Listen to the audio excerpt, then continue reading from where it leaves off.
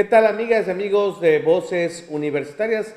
Nos encontramos enlazados a través de la plataforma de Microsoft Teams. Seguimos en casa y seguimos trabajando a distancia, así como también impartiendo clases en la modalidad virtual. Y bueno, por ello, pues también nosotros estamos muy contentos de que nos acompañen en este lunes 2 de noviembre, en esta fecha muy especial para los mexicanos y mexicanas, donde sin duda alguna rendimos culto a estos seres que han partido antes que nosotros, pero que seguramente siempre lo recordamos, siempre en nuestro corazón, y es por ello que esas tradiciones son muy importantes de preservarlas y conservarlas siempre. Y es por ello, bueno, que me enlazo, como siempre, con un gran amigo, el maestro Guillermo Velázquez Ramírez. Bienvenido, maestro Guillermo Velázquez, antropólogo reconocido aquí de la Universidad de Quintana Roo. Muy buenas tardes y bienvenido a Voces Universitarias, don Memo, con mucho cariño.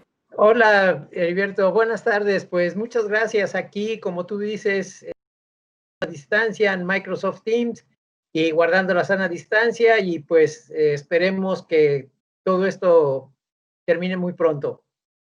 Y bien, qué tan importantes son estas costumbres y tradiciones que tenemos, sobre todo en estas fechas que son importantes, que es el 31 de octubre, día 1 de noviembre y 2 de noviembre.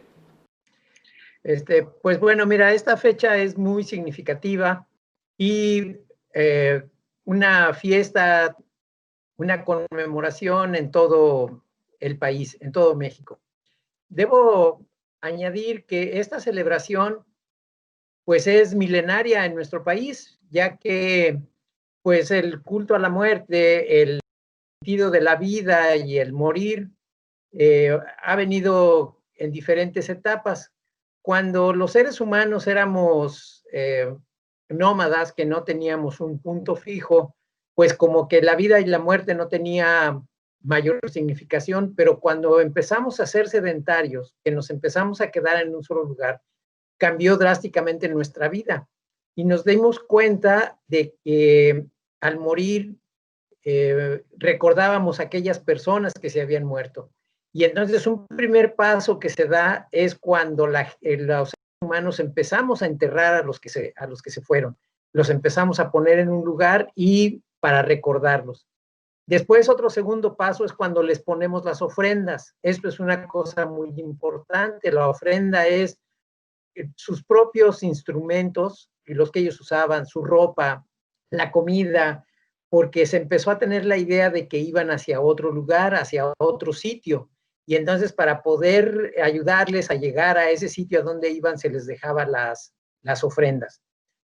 Posteriormente, se empieza a pensar que ellos regresan con nosotros en un día en especial, en este año que empieza a tener en la cuenta, los seres humanos, los mesoamericanos, empiezan a ver que hay un ciclo y este ciclo es anual y lo empiezan a registrar.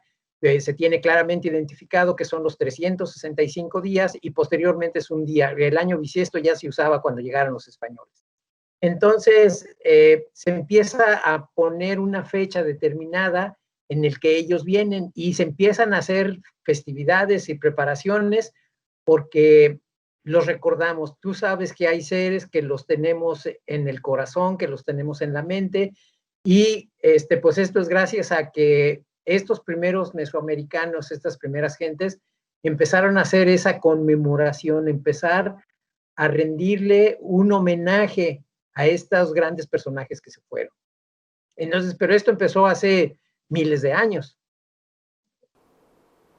Así es, maestro Guillermo, esta parte importante, sin duda alguna, bueno, en México antes de ser conquistado, seguramente los estudios de, pues digamos, códices y demás, ya había este tipo de celebración como lo había comentado, ¿no? ¿Cómo fue que en esta parte del sureste se va dando también esa tradición? Quizás no, pensando más bien antes de la llegada de los españoles, que ahorita no vamos a meternos en ese detalle, que ha habido mucho revuelo en el país por estos temas, pero bueno, es una fusión también de dos culturas y que sin duda alguna, bueno, pues se sigue haciendo esa tradición, ahora empleando otros elementos religiosos, por así decirlo. Sí, mira, es muy interesante este mestizaje, esta unión de culturas, porque mira, en la época prehispánica las celebraciones eran privadas, eran familiares y eran públicas, se hacían en todas las pirámides, en los edificios públicos. ¿Por qué eran privadas? ¿Por qué eran familiares? Porque en la época prehispánica no existían los cementerios, no existían los panteones al estilo de Europa. Aún cuando llegaron los españoles, una cosa que notaron es de que no existían los panteones. Entonces la gente cuando muere, pues es enterrada en su propia casa, ya sea adentro de la casa o afuera en el patio. Por eso es un elemento muy importante poner el altar dentro de la casa o ponerlo afuera en la entrada del patio, porque allí es en la parte de abajo donde están enterrados. Y en los edificios públicos, pues se hacían las ceremonias precisamente hacia los dioses, a los dioses que allí estaban presentes y había que venerarlos, se hacían grandes festividades. Cuando llegan los europeos, ellos traen otro tipo de celebraciones y hay una fusión, porque ellos celebraban el Día de los Fieles Difuntos, pero ellos no hacían una celebración, sino hacían una conmemoración como que un recuerdo, y esto era para precisamente hoy, el 2 de noviembre. Entonces, a ellos les causaba mucha inconformidad el ver que los indígenas hacían un altar y veneraban a sus muertos y decían, no, es que los muertos déjalos en paz, no tienes por qué celebrar una festividad, no tienes por qué hacer de comer para compartir con ellos, porque esa cuestión de que tú haces de comer y se lo pones para que ellos coman la esencia, es la parte que los europeos no entienden todavía, no entendían y creían que todo esto era asociado con el demonio, ellos veían el mal y los mesoamericanos, pues olvídate, no había demonio, todos eran señores y había unos señores que vivían en un lugar y otros señores que vivían en otro lugar. Entonces, en los primeros años, estas festividades, el 2 de noviembre, de la celebración de los muertos para los indígenas, fueron canceladas. De hecho, se sabe que se hacían en junio o en julio, no se hacían en noviembre, pero eran canceladas, eran prohibidas, no se permitía que la gente hiciera este tipo de celebraciones. Pero ¿por qué subsistieron? ¿Cómo fue que subsistieron? Porque ya no se hacían en las iglesias, ya no se hacían en las pirámides, pero la gente las seguía haciendo en su casa. Eso es lo que los españoles no podían prohibir. Entonces, en determinado momento, ya cuando pasaron muchísimos años, la iglesia tuvo que ceder y tuvo que decidir el aceptar este tipo de tradiciones, este tipo de fiestas, pero con la condición que se hicieran en noviembre y poderlas empatar, poderlas juntar con la fiesta que ellos traían de todos los santos, que era el 2 de noviembre. Por eso fue que se pudo hacer. Pero una cosa es que en todo Mesoamérica en su frontera norte es más o menos Zacatecas, Durango, en la parte norte, Tamaulipas, Sonora, y en la parte sur, pues todo Centroamérica. Entonces, en toda esta parte se celebraba, incluso más al norte, como hay mucho comercio y hay mucha relación de Mesoamérica con Aridoamérica y Mesoamérica y Oasis América, pues todas estas celebraciones se llevaban a cabo.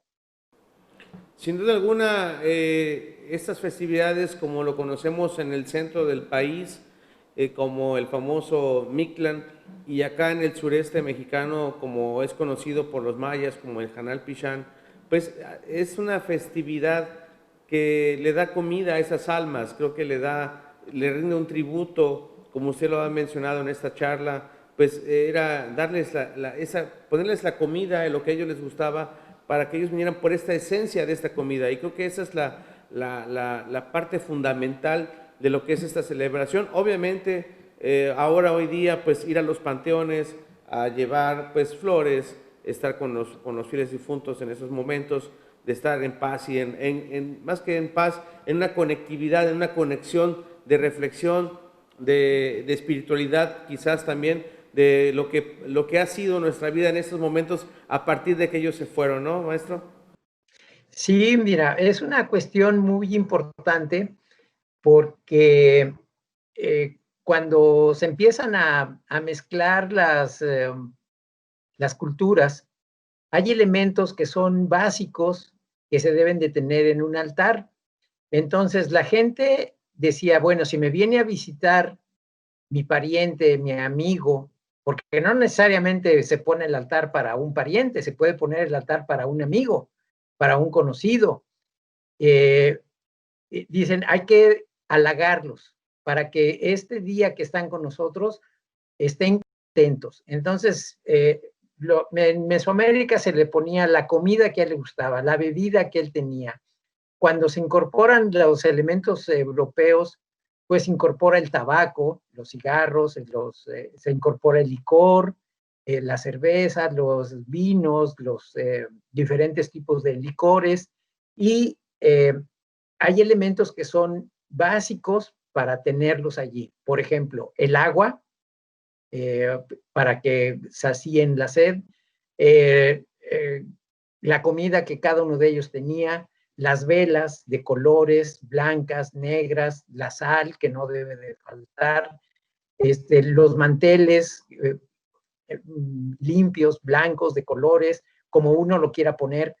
Y una de las cosas muy importantes que también se vino añadiendo a este tipo de celebración es que se dice, no, los muertos no nada más son los grandes, hay muchos niños, bebés que mueren. Entonces se le empieza a apartar un día para los niños y se les pone sus juguetes con lo que ellos estaban contentos, con lo que ellos jugaban, y entonces ese día se les brinda la comida a los niños. Después se les brinda la comida a los adultos con todos los elementos que ellos tienen. Lo que tú decías de que en diferentes regiones, pues, se van añadiendo y se van afinando las tradiciones. Por ejemplo, en muchos lados, en Michoacán, en Chiapas, la gente acostumbra ir a pasarse la noche en el cementerio para estar con sus difuntos, con sus allegados. Llevan comida, llevan bebida, llevan música. Y esa es una de las cosas que también mucha gente no entiende. Dice, ¿cómo que a una celebración de muertos llevas música? Pues sí, si al muerto le gustaba la música, pues llevarla y estar contentos con ellos, cantar, bailar, estar echando relajo, estar ahí con ellos, para que ese día que vengan gustosos. Eso es en unos lados. En otras partes, pues sí es muy serio, solamente rezos, estar adentro de la iglesia o estar en la casa. Y la preparación para este tipo de ceremonias, de fiestas, pues en diferentes lugares es distinto, es diferente. Por ejemplo, acá en la península de Yucatán, desde 15 días antes, la gente empieza a preparar el sitio, empiezan a buscar los adornos, a barrer, a tener limpio el lugar, hacer cierto tipo de ceremonias para que cuando ellos vengan encuentren las condiciones ideales para poder estar con ellos. Excelente. Don Memo, vamos a una pequeña pausa. La verdad es que estamos muy contentos de poder platicar con usted en esta fecha muy importante para todos los mexicanos, que es la celebración del Día de Muertos en este lunes 2 de noviembre. Acompáñenos a una pausa, seguimos con más aquí en Voces Universitarias.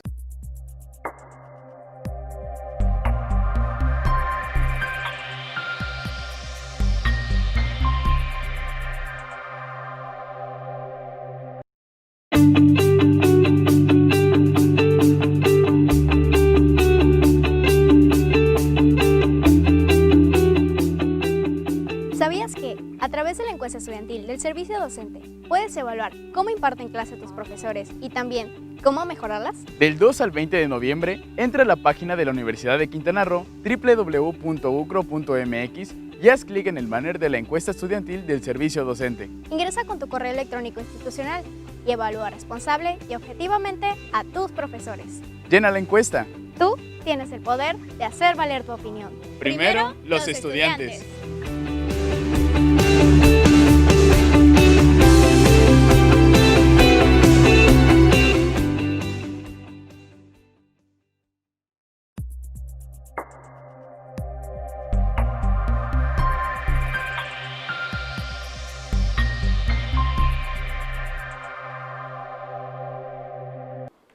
muchísimas gracias por seguir con nosotros, seguramente en casita, en esos momentos, disfrutando, pues, como según marcan las tradiciones, algún chocolate, alguna, digamos, calabaza en dulce, no sé, quizás algunos de esos alimentos que a sus fieles difuntos le gustaba, disfrutando de esta paz y tranquilidad que puede estar en casa, reflexionando de la vida que ha sido después de que este ser querido se ha partido.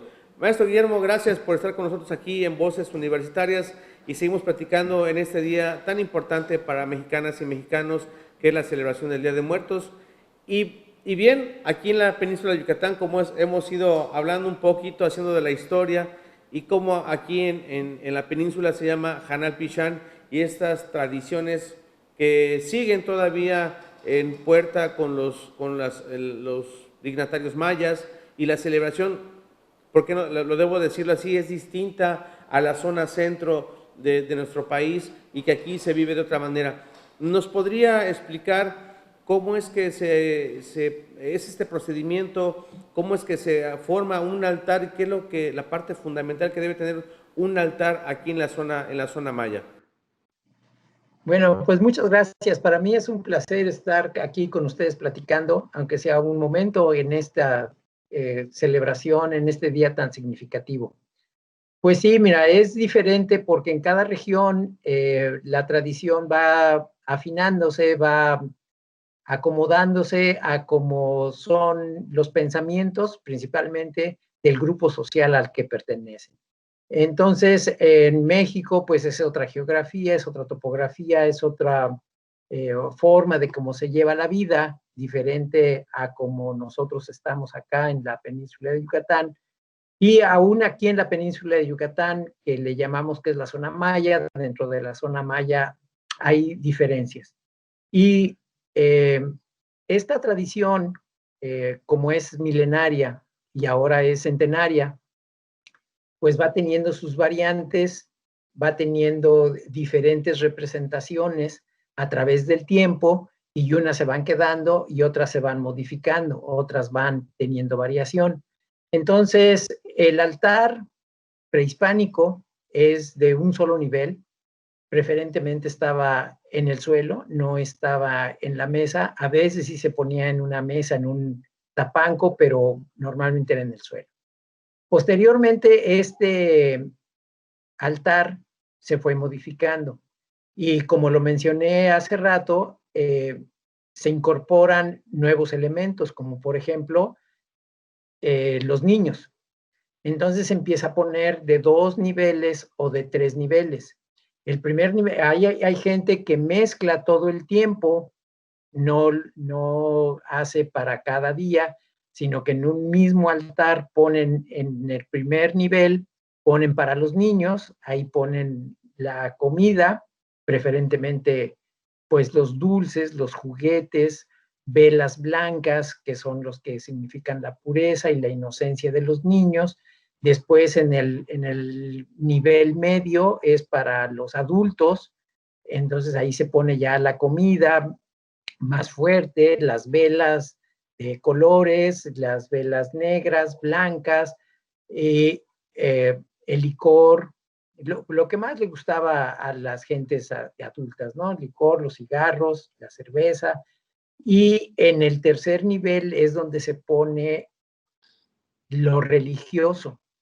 Normalmente, en otras partes de México se pone a la Virgen de Guadalupe, a Jesucristo, a algún santo al que nosotros le tengamos veneración, y le añadimos la fotografía de las gentes a las que nosotros estamos dedicando el altar. Entonces, estas fotografías vienen en el nivel 1 o en el nivel 2. En el nivel 3 es única y exclusivamente para los dioses, para la religión. Y en la parte maya, aquí en la región maya, conforme fue pasando el tiempo y luego después tenemos un gran acontecimiento social que es la guerra social maya en el siglo XIX, cambia la significación del nivel y se pone una cruz con unipil, que significa la unión de la religión con con la religión maya. Y esto es una cuestión muy significativa, la cruz verde con el hipil maya blanco finamente bordado, que ahora hay unas variantes que son bellísimas. He visto unas obras de artesanías increíblemente bien bordadas, bien hechas. Sin lugar a dudas, los artesanos mayas son unos maestros para hacer este tipo de cuestiones. Y se le pone también elementos como el incienso para venerar, se le pone flores para adornar. Aquí en la península de Yucatán se le ponen flores preferentemente regionales, pero como mencioné, que pues que va avanzando la cultura, va avanzando la comercialización, va avanzando la sociedad, y entonces como en el centro de México se usa mucho la flor que nace en esta época del año, de invierno, a finales de otoño, principios de invierno, que es el cempasúchil, entonces, y es una flor muy vistosa, entonces esta flor se pone preferentemente en los altares, pero ese es allá en el centro de México. Pero pues ahora por la comercialización y por meter cuestiones de ideología, pues ya la flor de cempasúchil se vende en todo México. Y pues acá nos llega a nosotros también, la podemos comprar en cualquier lugar donde expenden flores, y son bonitas, se pueden poner en los altares. Pero para una cuestión netamente maya de Hanal Pichán, no debe de ir la flor de cempasúchil, sino más bien flores de por acá, un Xcanlol, que es una flor amarilla muy bonita. Esta flor hay en todo México y da casi todo el año. Muy, muy, muy, muy bonito. Entonces, poner el agua, poner la sal, y en algunos lugares, regresando a lo de la zona maya, que fue donde se sufrió más esta guerra civil, esta guerra que fue en el siglo XIX, pues el altar es de un solo piso, es de un solo nivel, y en este nivel van colocados todos los elementos.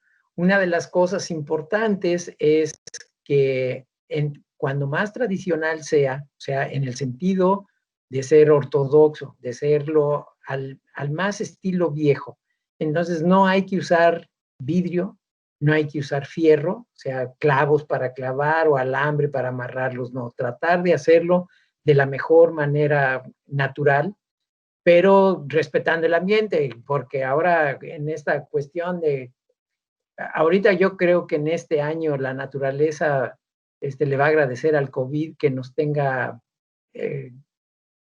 en casa, porque al evitar que la gente salga y que hagan este tipo de altares, pues no se cortan muchos de los elementos que antes se cortaban, y pues sí, se hace en forma natural, en forma más tradicional, y de todos modos son altares muy, muy, muy bonitos, muy vistosos.